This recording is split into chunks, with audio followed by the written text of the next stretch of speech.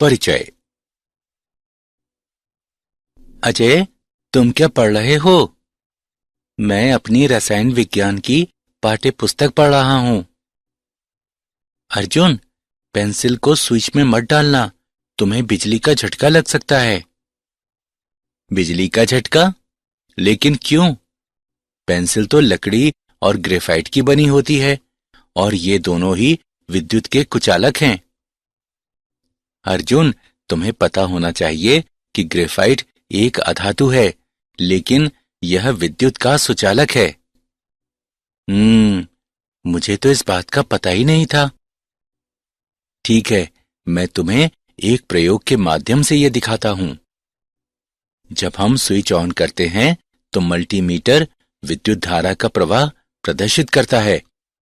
इससे पता चलता है कि ग्रेफाइट से होकर विद्युत धारा प्रवाहित हो सकती है। इसलिए ग्रेफाइट विद्युत का सुचालक है। अजय, अब मैं ये बात समझ गया और अब मैं इस बारे में और अधिक जानना चाहता हूं। ग्रेफाइट कार्बन का एक अपर रूप है।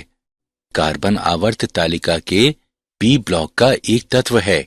इस बारे में और समझने के लिए पहले हमें पी ब्लॉक के तत्वों का अध्ययन करना होगा। छात्रों, आज हम पी ब्लॉक के तत्वों के बारे में अध्ययन करेंगे।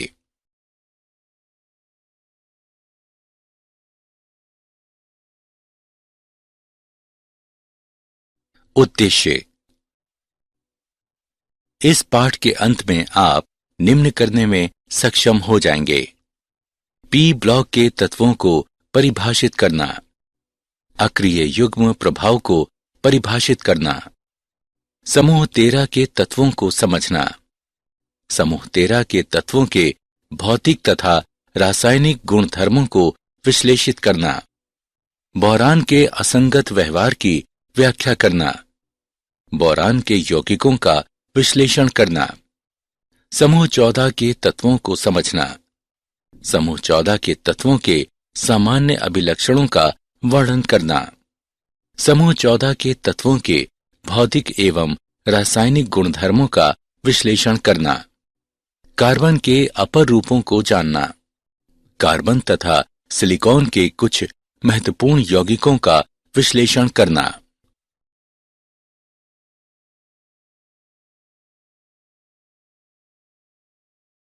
परिभाषा। आवर्त तालिका में समूह 13 से 18 तक के तत्व सामूहिक रूप से पी ब्लॉक तत्व कहलाते हैं। Boron, carbon, nitrogen, oxygen, fluorine तथा हीलियम इन समूहों के शीर्ष हैं। इन तत्वों का सामान्य इलेक्ट्रॉनिक विन्यास ns2np 1 से 6 होता है। इनमें इनके वाहितम कोश के पी कक्षकों में अंतिम इलेक्ट्रॉन होता है।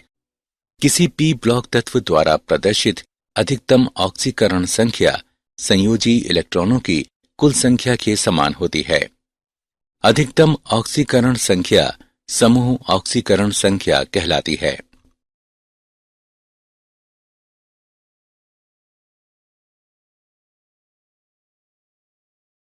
अक्रिय युग्म प्रभाव। अक्रिय युग्म शब्द को सबसे पहले नेविल सिडविक द्वारा प्रस्तावित किया गया। अक्रिय युग्म प्रभाव वाहितम इलेक्ट्रॉनों की पारगमन पश्चात धातुओं की यौगिकों में अनयानीकृत या बिना साझा हुए बने रहने की प्रवृत्ति होती है। अक्रिय युग्म प्रभाव शब्द को प्रायः ऑक्सीकरण अवस्थाओं के बढ़ते स्थायित्व के संबंध में उपयोग किया जाता है, जो समूहों 13, 14, 15 तथा 16 के गुरुतर तत्वों के लिए समूह संयोजकता से 2 कम होती है।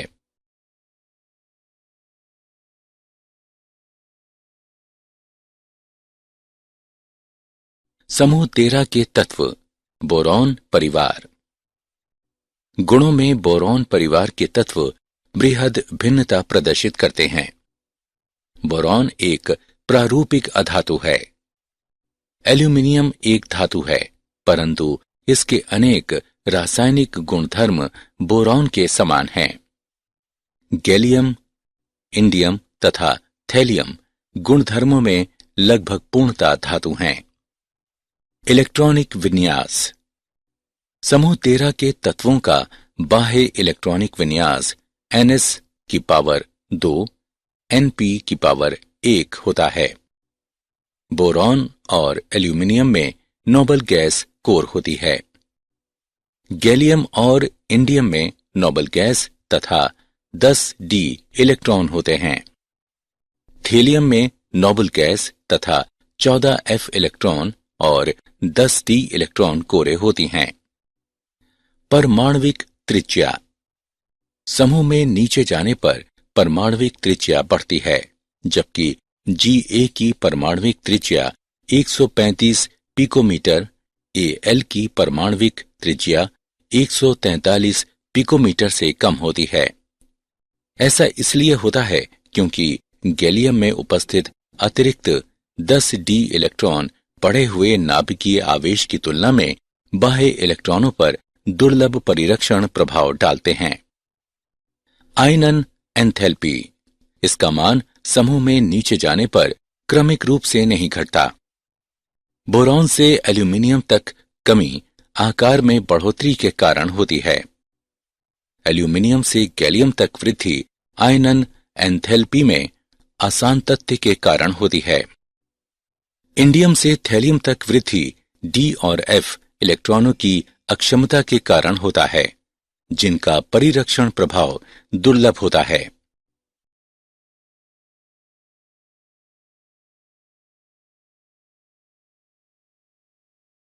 समूह 13 के तत्वों के भौतिक गुणधर्म। तत्वों का क्वथनांक समूह में नीचे जाने पर घटता है। तत्वों का घनत्व समूह में नीचे जाने पर घटता है।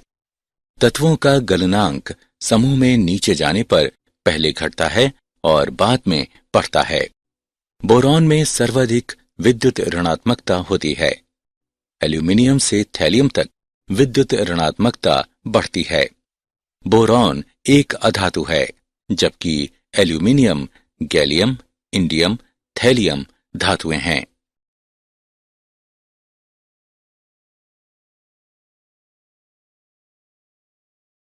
समूह 13 के तत्वों के रासायनिक गुणधर्म। वायु के प्रति अभिक्रियाशीलता।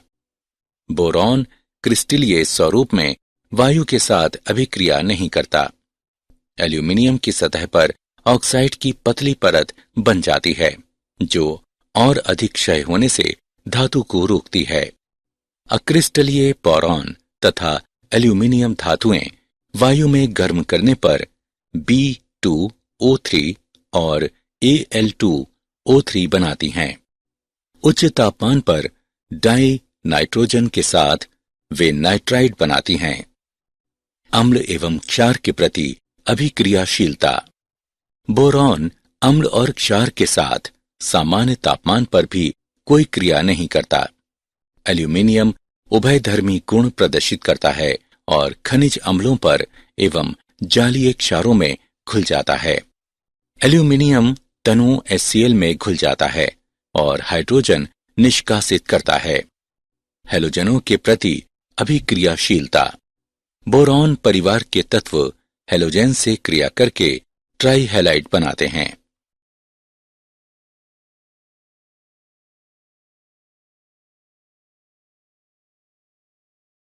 बोरॉन का असंगत व्यवहार। कुछ धात्विक गुण होने पर भी बोरॉन एक अधातु है। इसमें धन विद्युती गुण होता है। बोरॉन त्रिसंयोजक यौगिक बनाते हैं। ये NaOH विलयन के साथ उबालने पर हाइड्रोजन को मुक्त करता है।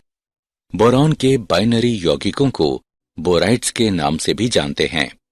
बोरॉन ट्राइफ्लोराइड लुईस क्षारों जैसे कि NH3 के साथ आसानी से अभिक्रिया करके बोरॉन के परितः अष्टक पूर्ण करता है।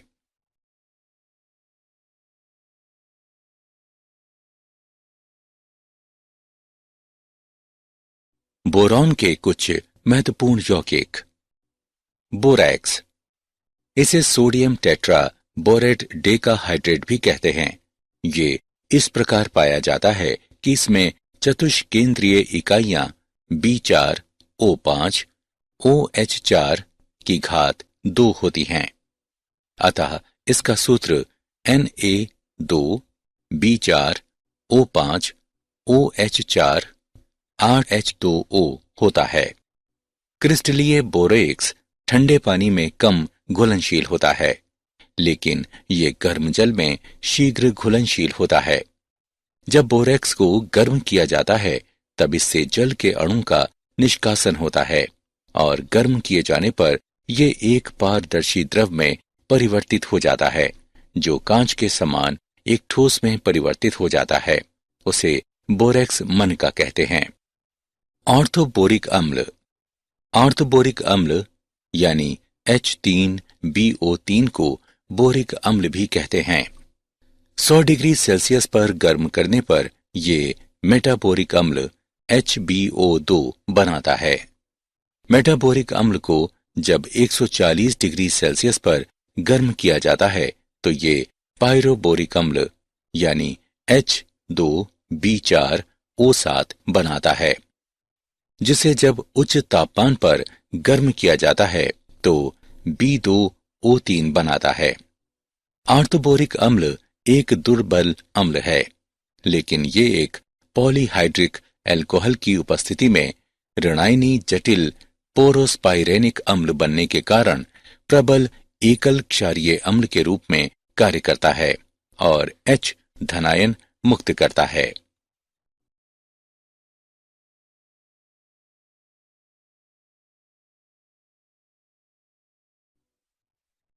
उदाहरण। आइए एक उदाहरण देखते हैं। क्या होता है जब बोरेक्स विलयन को अम्लीकृत और बोरिक अम्ल को गर्म किया जाता है? आइए समाधान देखते हैं। जब बोरेक्स विलयन को अम्लीकृत किया जाता है तो बोरिक अम्ल बनता है। जब बोरिक अम्ल को गर्म किया जाता है तो बोरॉन से सक्रिय ऑक्साइड बनता है।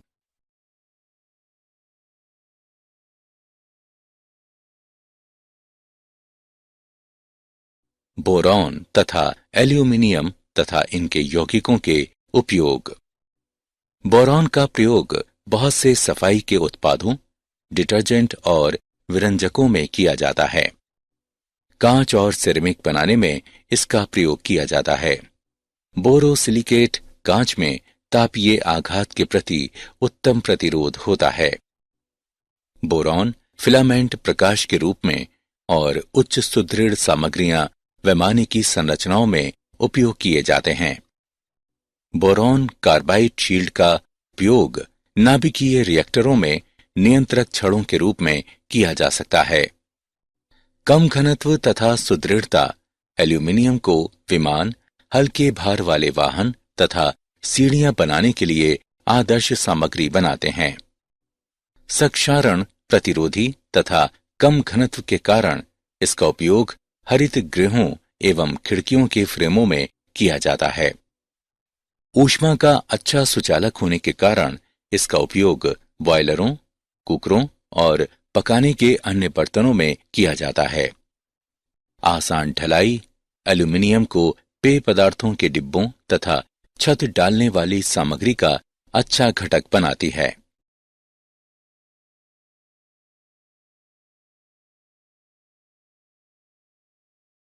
समूह 14 के तत्व।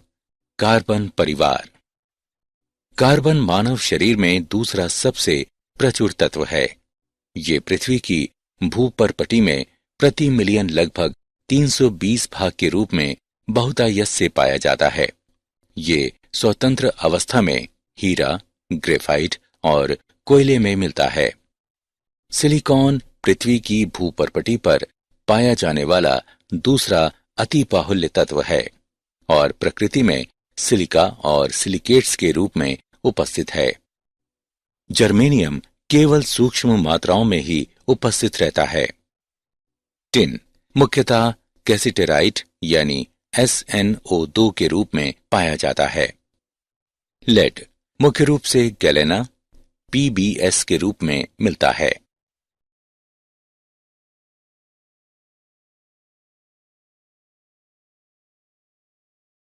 समूह 14 के तत्वों के सामान्य अभिलक्षण।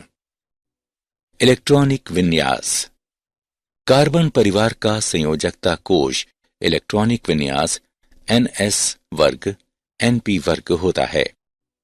इस परिवार के तत्वों के इलेक्ट्रॉनिक विन्यास की आंतरिक क्रोड या कोर भिन्न होती है। सहसंयोजक त्रिज्या। कार्बन से सिलिकॉन तक सहसंयोजक त्रिज्या में उल्लेखनीय वृद्धि होती है। इसके पश्चात सिलिकॉन से सीसे तक त्रिज्या में आंशिक बढ़ोतरी होती है। ऐसा इसलिए होता है क्योंकि गुरुतर सदस्यों में पूर्ण पूरित डी और एफ कक्षक उपस्थित होते हैं। आयनन एथैल्पी। समूह में नीचे जाने पर आयनन एथैल्पी घटती है। समूह 14 के तत्वों की प्रथम आयनन एथैल्पी के मान समूह 13 के संगत तत्वों की अपेक्षा अधिक होते हैं। विद्युत ऋणात्मकता। छोटे आकार के कारण समूह 14 के तत्वों की विद्युत ऋणात्मकता का मान समूह 13 के संगत तत्वों की विद्युत ऋणात्मकता के मान से थोड़ा अधिक होता है। सिलिकॉन से सीसा तक तत्वों की विद्युत ऋणात्मकता का मान लगभग समान होता है।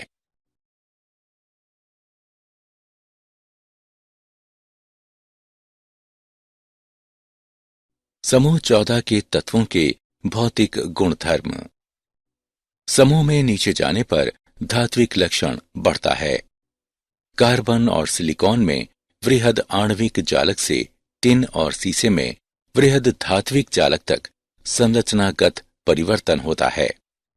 समूह में नीचे जाने पर आबंधन में सहसंयोजी से धात्विक तक परिवर्तन गलनांक, क्वथनांक तथा प्रथम आयनन ऊर्जा में घटोतरी का कारण बनता है। समूह में नीचे जाने पर बढ़ता धात्विक गुण घनत्व तथा चालकता में सामान्य वृद्धि का कारण बनता है।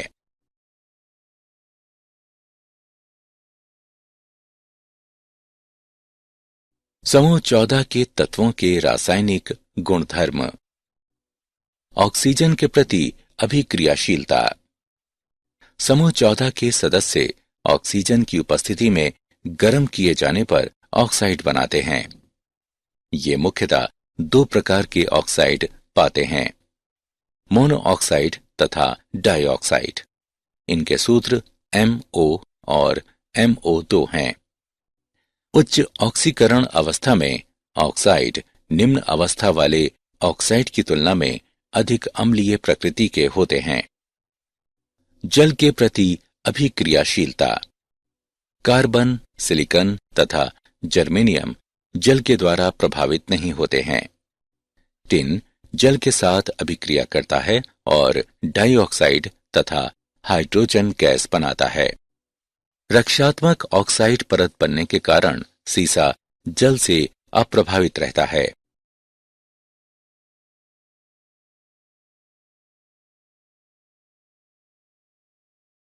कार्बन का असंगत व्यवहार। कार्बन का प्रयोग मुख्यतः ईंधन के रूप में प्रयुक्त किया जाता है और ये एक अच्छा तनुकारक है। धातु कर्म प्रक्रियाओं में मध्यम विद्युत धनात्मकता वाली धातुओं को उनके ऑक्साइड अयस्कों से कार्बन द्वारा अपचायित करते हुए निष्कर्षित किया जाता है। उच्च तापमान पर उच्च वैद्युत धनात्मक धातुओं के ऑक्साइड कार्बन से अभिक्रिया करके संगत कार्बाइड बनाते हैं। कार्बन में अन्य परमाणुओं के साथ सहसंयोजक बंध द्वारा जुड़कर लंबी श्रृंखला या वलय बनाने की प्रवृत्ति होती है। इस गुण को श्रृंखलन कहते हैं।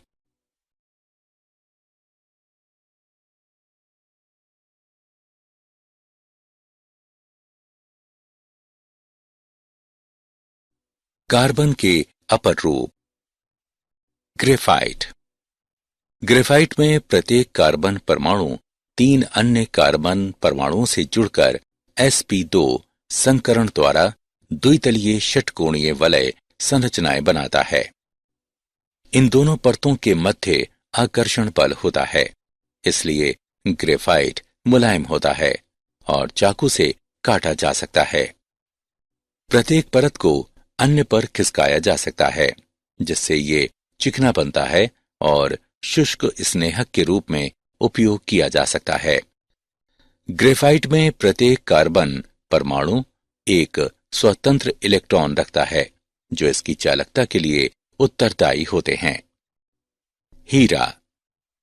हीरे में प्रत्येक कार्बन परमाणु sp3 संकरण द्वारा अन्य 4 कार्बन परमाणुओं से जुड़ा होता है और त्रिविमीय कठोर संरचना बनाता है।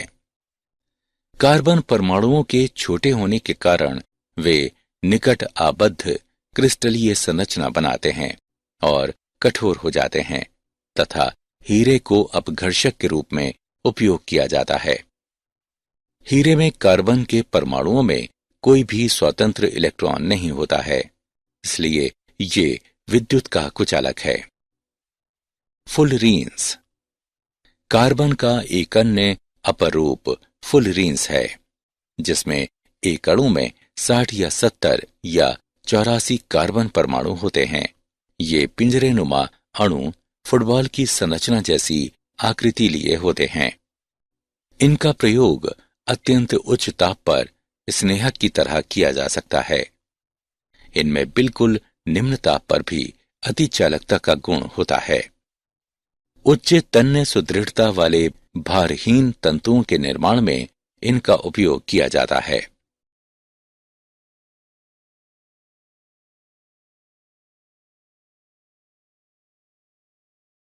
कार्बन के कुछ महत्वपूर्ण यौगिक। Carbon monoxide. कार्बन मोनोऑक्साइड सामान्य ताप पर सांद्र H2SO4 पर फार्मिक अम्ल को मिलाने से बनता है। इस तरह विरचित कार्बन मोनोऑक्साइड को कास्टिक सोडा विलयन से गुजारा जाता है और फिर P2O5 पर से प्रवाहित करते हुए शुष्क किया जाता है। इसे ऑक्सैलिक अम्ल के साथ सांद्र सल्फ्यूरिक अम्ल की क्रिया द्वारा भी बनाया जा सकता है। कार्बन मोनोऑक्साइड एक रंगहीन दहनशील गैस है। ये एक उदासीन ऑक्साइड है, परंतु उच्च दाब और उच्च ताप पर यह एक अम्लीय ऑक्साइड की तरह व्यवहार करती है। कार्बन मोनोऑक्साइड ऑक्सीकारक तथा अपचायक दोनों रूपों में क्रिया कर सकते हैं। कार्बन मोनोऑक्साइड में कार्बन की ऑक्सीकरण संख्या ×2 होती है। Carbon dioxide. कार्बन डाइऑक्साइड को कैल्शियम कार्बोनेट पर तनु हाइड्रोक्लोरिक अम्ल की अभिक्रिया द्वारा बनाया जाता है। कार्बन डाइऑक्साइड एक अम्लीय ऑक्साइड है तथा द्विक्षारकीय अम्ल की तरह क्रिया करती है और 2 प्रकार के लवण बना सकती है। उच्च ताप पर कार्बन डाइऑक्साइड एक ऑक्सीकारक के रूप में कार्य कर सकती है।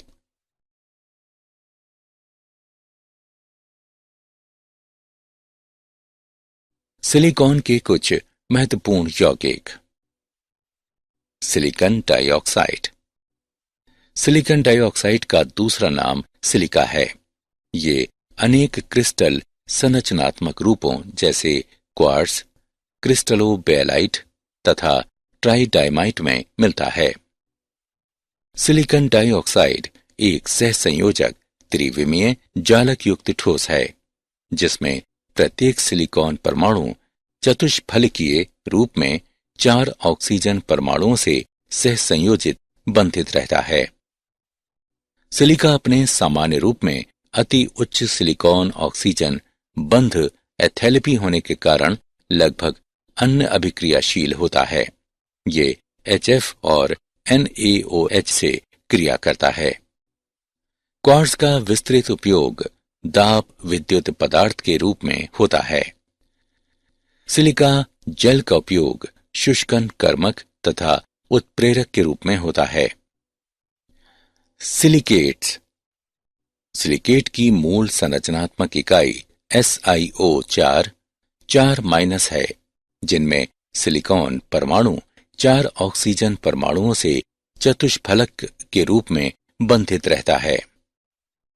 प्रकृति में बड़ी मात्रा में सिलिकेट खनिज पाए जाते हैं, जैसे फेल्डस्पार, जियोलाइट, श्वेत अभ्रक और एस्बेस्टस। जब सिलिकेट इकाइयां आपस में मिलती हैं तो श्रृंखलित वलय परत या त्रिविमीय संरचना बनाती हैं। मनुष्य द्वारा निर्मित दो महत्वपूर्ण सिलिकेट्स कांच तथा सीमेंट हैं।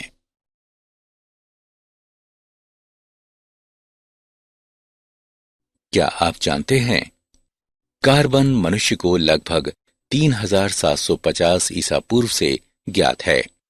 कांसे के निर्माण हेतु तांबे, जस्ते एवं टिन अयस्कों को अपचायित करने के लिए कार्बन का पहली बार उपयोग मिस्र तथा सुमेर सभ्यताओं के लोगों द्वारा किया गया।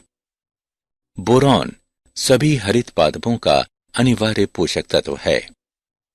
कार्बन का गलनांक और ऊर्ध्वपातन बिंदु सभी तत्वों में सर्वाधिक लगभग 5800 डिग्री केल्विन होता है।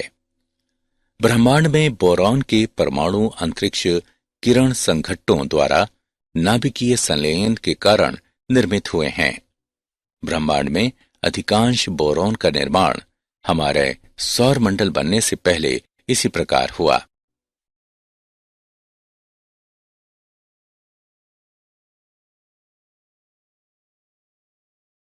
सारांश।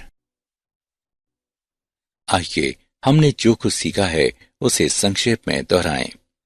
आवर्ती सारणी में 13 से 18 समूह के तत्वों को सामूहिक रूप से पी ब्लॉक तत्व कहते हैं। अक्रिय युग्म प्रभाव बाह्यतम इलेक्ट्रॉनों की संक्रमण पश्चात धातुओं के यौगिकों में अनियायनीकृत या बिना साझा हुए बने रहने की प्रवृत्ति होती है। 13 समूह में बोरॉन एक अधातु है, जबकि एल्यूमिनियम, गैलियम, इंडियम और थैलियम धातुएं हैं। एल्यूमिनियम उभयधर्मी गुण प्रदर्शित करता है और खनिज अम्लों एवं जलीय क्षारों में घुल जाता है। कार्बन मानव शरीर में दूसरा सबसे प्रचुर तत्व है। ये पृथ्वी की भूपर्पटी में प्रति मिलियन लगभग 320 भाग के रूप में बहुतायत से पाया जाता है। यह स्वतंत्र अवस्था में हीरा, ग्रेफाइट और कोयले में मिलता है।